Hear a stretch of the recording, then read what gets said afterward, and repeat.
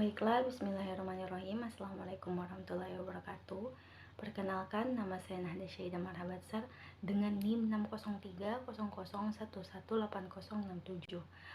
Pada video kali ini, saya akan membahas sedikit mengenai materi pendahuluan mikrobiologi. Nah, mengenai sejarah mikrobiologi ini tentu sama dengan sejarah ilmu pengetahuan lainnya yang diawali oleh rasa penasaran orang-orang mengenai mikrobiologi atau mikroorganisme. Akan tetapi ternyata sebelumnya banyak orang-orang juga beranggapan bahwa tidak perlu untuk mempelajari mikroorganisme. Akan tetapi ini dibantahkan oleh adanya ilmuwan mikrobiologi yang melakukan penelitian mengenai mikroorganisme, sehingga akhirnya orang-orang pun menjadi penasaran dan ingin mempelajari atau mengkaji mengenai ilmu mikroorganisme atau ilmu mikrobiologi. Nah, mikrobiologi ini berasal dari kata mikro yang berarti jasad kecil atau renik, kemudian bio yang berarti hidup, kemudian logos yang berarti ilmu. Jadi mikrobiologi ini merupakan salah satu cabang ilmu biologi yang mempelajari mikroorganisme. Nah, pada mikrobiologi ini ada ilmu pengetahuan yang mendukungnya seperti ilmu biologi, ilmu fisika, kimia maupun biokimia.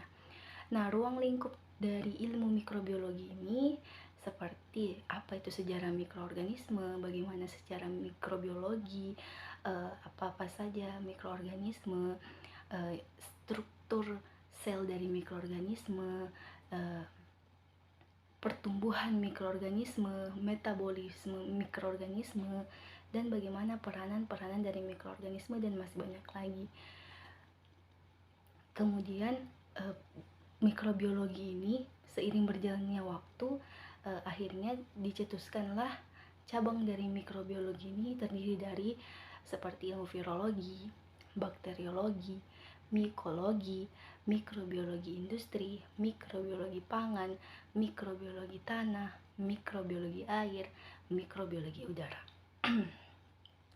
Nah, mengenai awalan dari mikrobiologi ini sebenarnya dimulai dari penemuan Anthony van Leeuwenhoek yang dimana menemukan awalnya menggunakan mikroskop utama pada tahun 1633 sampai 1723, yang dimana pada saat itu mikroskop tersebut masih dikategorikan mikroskop yang sederhana dikarenakan hanya memiliki satu lensa dengan perbesaran 50 sampai 300 kali dengan fokus yang sederhana. Namun pada saat itu Leeuwenhoek melakukan penelitian dengan mikroskop sederhana tersebut, yakni meneliti biji, meneliti jaringan tumbuhan dan invertebrata kecil. Kemudian dia menemukan hasil penelitiannya yaitu mendapatkan animalculus pada pengamatannya, atau biasa disebut animalculus itu hewan kecil. Nah, animalculus ini saat ini dikategorikan dengan protozoa, alga, hamir, dan bakteri. Mikroorganisme ini sebenarnya terbagi menjadi mikroorganisme yang menguntungkan dan tidak menguntungkan. Namun bisa juga dikategorikan mikroorganisme ini terbagi menjadi mikroorganisme prokariotik dan eukariotik. Mengenai peranan dari mikroorganisme itu sendiri, mikroorganisme sangatlah banyak peranannya sesuai dengan cabangnya, dengan cabang-cabang ilmu mikroorganisme tersebut, sesuai dengan ilmu terapannya juga, yang dimana mikroorganisme ini berperan sebagai misalnya dalam ilmu kedokteran, dalam penentuan penyakit atau pengobatan penyakit.